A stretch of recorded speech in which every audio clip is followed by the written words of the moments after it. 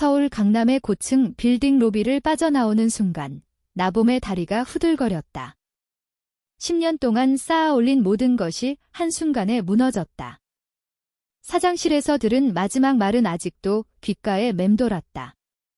김나봄 씨, 당신의 성적 취향이 회사 이미지를 해칩니다.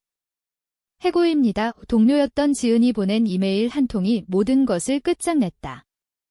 그 안에는 두 사람이 주고받은 사적인 메시지와 사진이 첨부되어 있었다. 지은은 나봄의 연인이었고 동시에 가장 큰 배신자가 되었다. 나봄은 가방을 움켜쥔 채 로비로 내려왔다. 눈물이 고였지만 참았다. 주변 동료들의 시선이 따갑게 느껴졌다. 그때 접수대에 앉아있던 나빛이 조용히 일어나 다가왔다. 나빛은 늘 단정한 제복을 입고 부드러운 미소를 짓던 20대 중반의 여성이었다. 나봄 씨 수고 많으셨어요. 그녀의 목소리는 작았지만 또렷했다. 나빛은 서랍에서 작은 갈색 상자를 꺼내 조심스럽게 내밀었다. 이걸 받으세요. 제가 오래전부터 준비한 거예요. 오늘을 위해. 나봄은 당황해서 상자를 받았다. 나빛 씨, 이게 뭐예요? 왜 저한테? 지금은 묻지 마세요. 집에 가서 천천히 열어보세요. 후회하지 않으실 거예요. 당신은 강한 사람이니까. 나빛의 눈빛은 진지했다. 그녀는 더 이상 아무 말도 하지 않고 자리로 돌아갔다. 지하철을 타고 집으로 가는 내내 나봄의 머릿속은 혼란스러웠다. 35살, 아직 결혼도 하지 않은 딸을 두고 아버지는 매번 언제 손잡을 수 있냐고 압박했다. 어머니는 3년 전 돌아가시기 전까지 조용히 그녀를 지켜봐 주었다. 내가 행복하면 그걸로 충분해라고 속으로만 말하던 어머니. 이제 그 모든 것이 드러났다.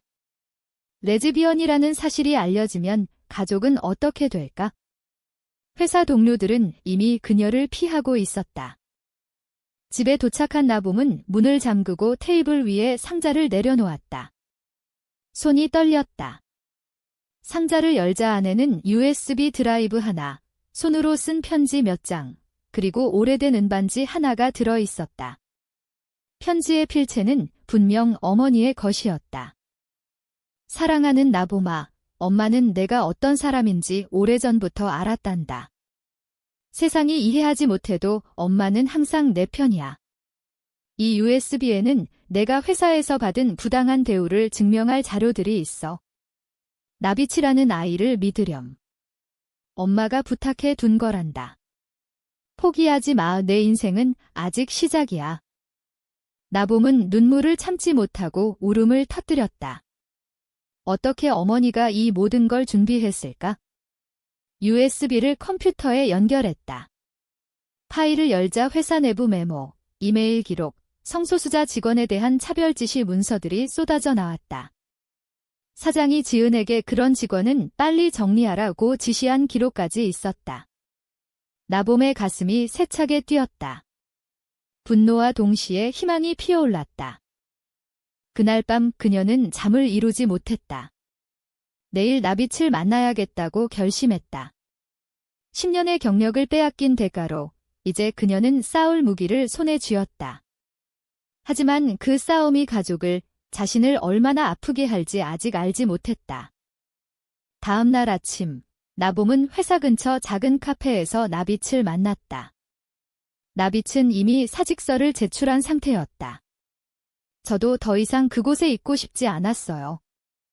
매일 차별을 목격하면서도 아무 말 못하는 게 너무 힘들었거든요. 나빛은 커피를 한 모금 마시며 조용히 말했다. 그녀는 어머니의 오랜 친구 딸이었다. 어머니가 돌아가시기 몇 달 전, 나빛을 불러 비밀을 털어놓고 도움을 부탁했다고 했다. 나봄이가 힘들어할 때 이 자료를 전해주렴. 그리고 지켜봐 달라. 나봄은 충격을 받았다. 엄마가 나빛 씨를? 네, 어머니는 당신이 혼자 싸우지 않게 하려고 많은 걸 준비하셨어요. 저는 그저 그 부탁을 지키는 거예요. 나빛의 눈빛은 단호했다. 그녀는 LGBT 권익 단체에서 활동하며 이런 자료를 모으는데 도움을 주었다. 이제 선택은 나봄 씨 몫이에요. 고소할 수도, 조용히 넘길 수도 있어요. 하지만 조용히 넘기면 또 다른 누군가가 같은 아픔을 겪을 거예요. 나봄은 집으로 돌아와 아버지에게 전화를 걸었다. 목소리가 떨렸다. 아빠, 나 해고당했어. 이유는 내가 여자를 사랑하기 때문이야. 전화기 너머로 아버지의 숨소리가 거칠어졌다. 그게 무슨 헛소리냐? 당장 집으로 와. 내가 우리 집안을 어떻게 만들려고. 어머니가 돌아가신 후 아버지는 더 보수적으로 변했다. 형제들은 이미 결혼하고 아이를 낳아 안정된 삶을 살고 있었다. 나봄의 소식은 그들에게도 충격이었다.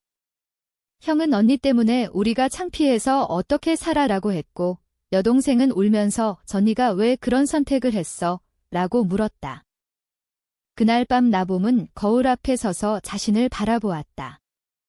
10년 동안 완벽한 직장인, 착한 딸, 숨기는 연인.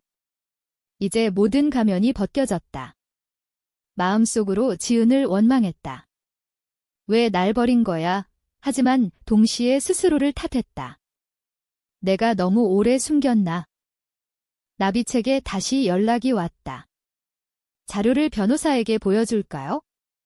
함께 갈게요. 나봄은 한참 망설이다 대답했다. 내가요. 그 결정이 가져올 파장을 그녀는 아직 몰랐다. 가족의 기대를 저버리는 순간 진짜 싸움이 시작될 거라는 걸. 가족 회의는 지옥 같았다. 주말에 고향집으로 내려간 나봄은 아버지와 형제들 앞에 앉았다. 아버지는 테이블을 내리치며 소리쳤다. 내가 레즈비언이라고? 그게 무슨 말이냐? 엄마가 살아계셨으면 얼마나 속상해하셨을까. 어머니의 이름이 나오자 나봄의 가슴이 찢어졌다. 그녀는 USB에 담긴 어머니의 편지를 보여주려 했지만 아버지는 그런 거짓말로 날 속이려 하지 마 라고 외쳤다. 형은 냉정하게 말했다. 회사에서 해고당한 것도 모자라 이제 소송까지 하겠다고? 언니 때문에 우리 애들 학교에서 놀림받으면 어쩌려고. 여동생은 울면서 전니 그냥 결혼해. 조용히 살면 되잖아 라고 애원했다. 나봄은 그 말 한마디 한마디가 칼처럼 느껴졌다. 그녀는 평생 가족을 위해 희생해왔다. 승진할 때마다 우리 딸 잘됐다는 말을 듣기 위해, 명절마다 혼자라는 사실을 숨기기 위해. 집을 나서며 아버지가 마지막으로 던진 말은 내가 죽었으면 차라리 나았을 거다였다. 나봄은 골목에서 주저앉아 울었다. 나빛이 전화로 달려왔다. 혼자 있지 마세요. 제가 갈게요. 카페에서 만난 나빛은 조용히 그녀의 손을 잡았다. 많은 사람들이 비슷한 아픔을 겪어요. 하지만 포기하지 않은 사람들도 있어요. 당신은 혼자가 아니에요. 나봄은 그 말을 듣고 처음으로 자신의 선택을 의심했다. 내가 가족을 버리는 걸까? 아니면 가족이 날 버리는 걸까? 밤새 고민하다 그녀는 변호사 사무실로 향했다. 자료를 제출하는 순간 되돌릴 수 없는 길을 선택했다는 걸 알았다. 소송 소식이 언론에 조금씩 새어나가기 시작했다. 동료들 일부는 그녀를 응원했지만 대부분은 왜 시끄럽게 만드냐며 등을 돌렸다. 지은은 아예 연락을 끊었다. 내적 갈등은 점점 깊어졌다. 내 행복이 가족의 불행을 사는 것이라면 그게 정말 옳은 걸까? 그러나 상자 속 어머니의 반지를 만지작거리며 그녀는 결심을 굳혔다. 엄마가 말했어. 포기하지 말라고. 소송은 치열했다.